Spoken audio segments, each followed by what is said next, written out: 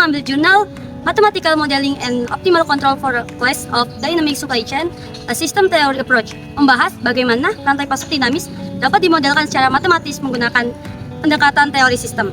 Penelitian ini melihat supply chain sebagai rangkaian tahapan yang saling terhubung mulai dari pabrik, grosir, distributor, hingga retailer, dengan aliran barang yang berfluktuasi menurut permintaan dan kondisi operasional. Selanjutnya, selain memodelkan dinamika inventory, jurnal ini menerapkan konsep optimal control untuk menentukan strategi pengendalian permintaan yang paling efisien. Dengan menggunakan Pontryagin Maximum Principle, penulis ini menyusun fungsi objektif berbasis integral untuk meminimalkan biaya kontrol selama periode analisis.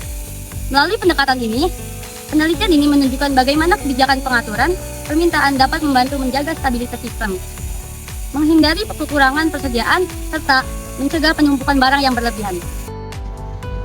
Berikutnya, penulis memulai dengan mengadaptasi konsep mixing problem, sebuah pendekatan dalam dinamika fluida yang menggambarkan hubungan antara aliran masuk dan aliran keluar pada suatu sistem.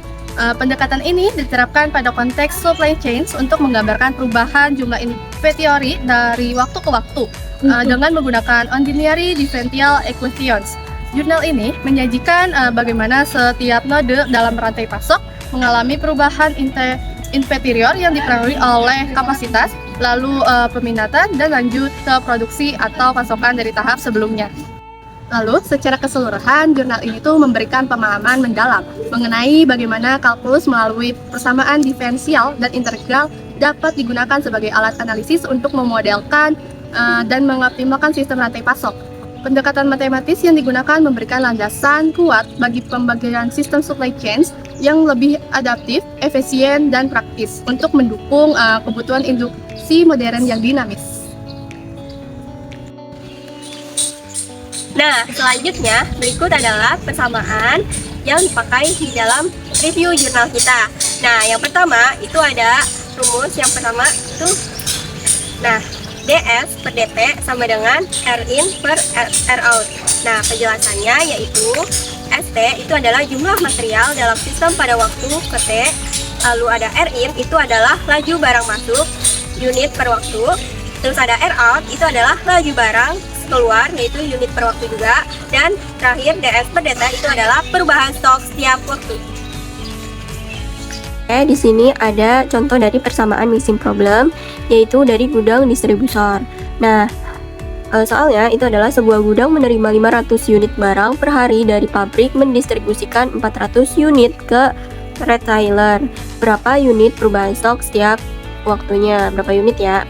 Nah, rumusnya itu adalah DS per DT sama dengan RIN per ROut. Diketahuinya RIN-nya itu adalah 15 unit dan ROut-nya itu adalah 420 unit. Nah, berapa perubahan stok setiap waktunya? Yaitu DS per DT. Nah, tadi rumusnya RIN per ROut. Jadi RIN-nya 500 dan ROut-nya itu adalah 420. Nah, tinggal dihitung aja.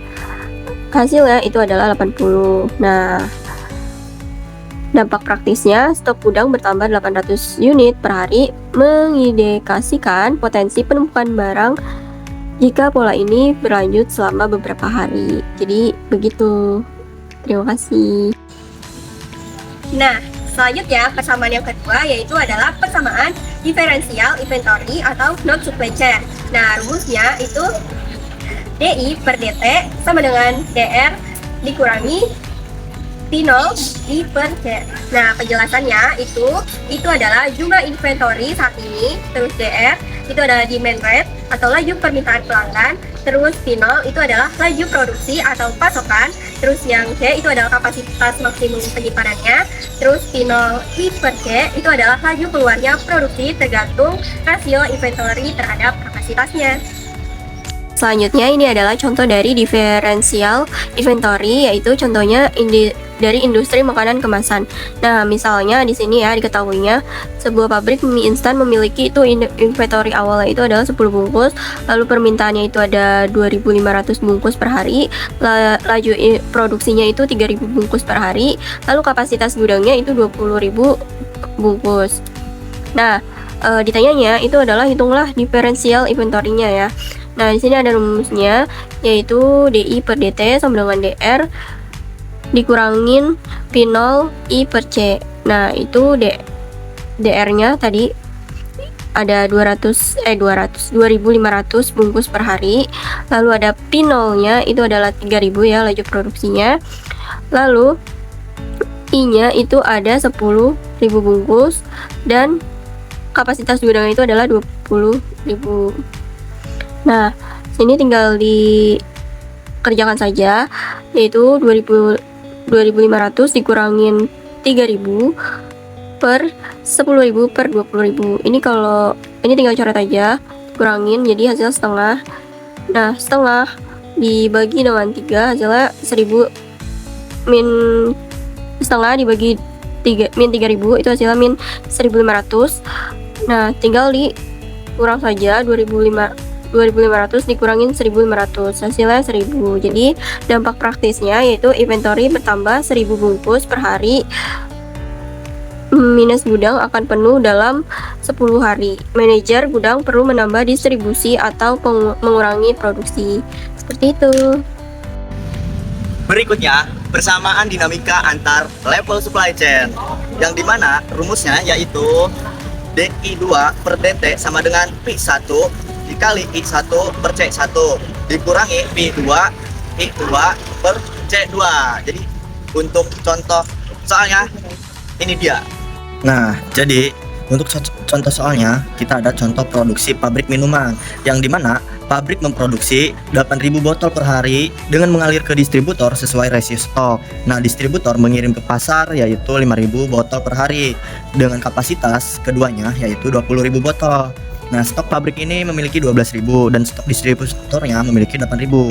Jadi kita dengan menghitungnya yaitu pakai rumus DI2 per DT sama dengan P1 dikali I1 per C1 dikurangi P2 dikali I2 per C2. Nah, kita langsung lalu masukkan yaitu 8.000 ini sebagai P1. Terus kita 12.000 ini sebagai I1 dibagi 20.000 sebagai C1 dikurangi 5.000 ini dapat dari P2. Nah, 8.000 ini yaitu I2 dibagi 20.000 yaitu sebagai C2. Nah, jadi hasilnya 4.800. Nah, ini 4.800 ini dapat dari hasil hitungan poin ini. Nah, 12.000 dibagi 20.000 yaitu 0,6. Nah, si 8.000 ini dikalikan dengan 0,6. 8.000 dikali 0,6 hasilnya 4.800. Lalu dikurangi 20.000. Nah, 20.000 ini dapat dari hasil yang keduanya ini. Nah, sama halnya yang kayak tadi, 8.000 dibagi 20 yaitu 0,4. Nah, 5.000 dikali 0,4 hasilnya sekitar 2.000. Jadi untuk hasil akhirnya yaitu 4.800 dikurangi 2.000 sama dengan 2.800. Dan yang terakhir yaitu rumus optimal control atau integral. Dengan rumusnya yaitu J sama dengan 1/2 dikali integral dari 0 sampai T U kali T kuadrat dikali DT. Nah, ini ada sebuah contoh yaitu sebuah perusahaan menggunakan iklan promosi untuk menurunkan permintaan secara bertahap. Kontrol yang digunakan yaitu UT sama dengan 15 pada rentang 0 sampai 4 hari. Jadi kita dengan menulis rumus J sama dengan 1/2 bagi integral T 0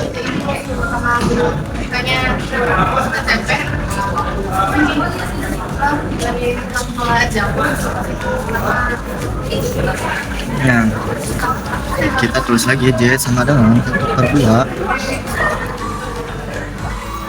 kan tentang nolnya yaitu 0 sampai 4. Jadi T itu dengan waktu 4 dan 0. Untuk buktinya yaitu 15 kuadrat sama dengan 1/2 900 dikali 4. Jadi hasilnya 1.800. Nah, ini untuk hasilnya. Jadi biaya total pengendalian permintaan yaitu sekitar 1.800 unit energi atau biaya. Ini membantu perusahaan menentukan apakah strategi pengendalian permintaan layak secara biaya. Jadi begitu. Baik, kemudian yaitu ada analisis dan pembahasan. Yang A yaitu kekuatan model penelitian. Yang pertama ada pendekatan kalkulus, kuat dan presisi, penggunaan persamaan diferensial, membuktikan perilaku supply chain, dimodelkan secara kontinu dan tidak diskrit. Kemudian yang kedua yaitu menggambarkan hubungan antar node secara realistis. Setiap level supply chain dipengaruhi oleh level sebelumnya sesuai kondisi nyata. Kemudian yang ketiga yaitu optimal control, memberi strategi terbaik untuk stabilitas. Perusahaan dapat mengatur demand trap agar inventory tidak melonjak atau kekurangan. Kemudian yang B yaitu kelemahan model penelitian. Yang pertama, tidak mempertimbangkan ketidakpastian di dunia nyata, permintaan, lead time, dan produksi sangat fluktuatif dan acak. Kemudian yang kedua yaitu tidak mempertimbangkan downstream produksi, mesin rusak, keterlambatan pemasok, dan gangguan logistik tidak dimasukkan. Kemudian yang ketiga yaitu menganggap hubungan antar variabel sederhana dan lurus, sedangkan proses di industri seringkali jauh lebih kompleks dan tidak selalu berjalan sesuai proporsional. Kemudian yang keempat yaitu tidak ada batasan biaya distribusi, transportasi, atau tenaga kerja. Padahal faktor ini sangat mempengaruhi supply chain. Baik, terima kasih. Berikutnya ada kesimpulan. Nah, berdasarkan hasil review terhadap jurnal Mathematical Modeling and Optimal Control for a Price of Dynamic Supply Chain System Theory Approach, dapat disimpulkan bahwa penelitian ini memberikan kontribusi penting dalam mengembangkan pendekatan matematis berbasis kalkulus. Penggunaan persamaan diferensial dalam jurnal ini menggambarkan perubahan inventory secara kontinu pada tiap level supply chain. Sementara itu, penggunaan integral berfungsi untuk mengontrol secara optimal total biaya pengendalian dalam rentang waktu tertentu. Secara keseluruhan, jurnal ini memberikan dasar yang kuat mengenai bagaimana kalkulus dapat dimanfaatkan untuk memodelkan dan mengoptimalkan rantai pasok.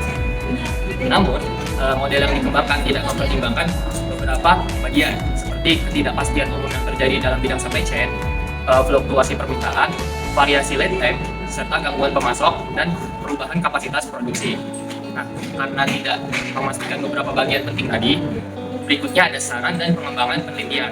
Nah, saran untuk penelitian ini ke depannya salah satunya adalah memasukkan unsur ketidakpastian yang disebutkan tadi, seperti permintaan stokastik, terus lead time yang berubah-ubah, ketidakteraturan pasokan, potensi gangguan produksi.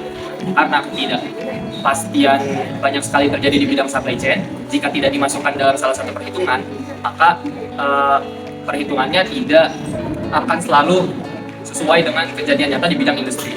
Berikutnya, yang kedua, menambahkan komponen biaya yang lebih lengkap. Di jurnal yang tertera tadi, banyak sekali komponen biaya yang tidak lengkap, seperti biaya penyimpanan, biaya transportasi, biaya tenaga kerja, biaya back order, dan biaya resiko kerusakan barang. Yang ketiga, pertimbangkan gangguan sistem, supply chain disruption. Dan yang keempat, integrasi dengan teknologi industri 4.0.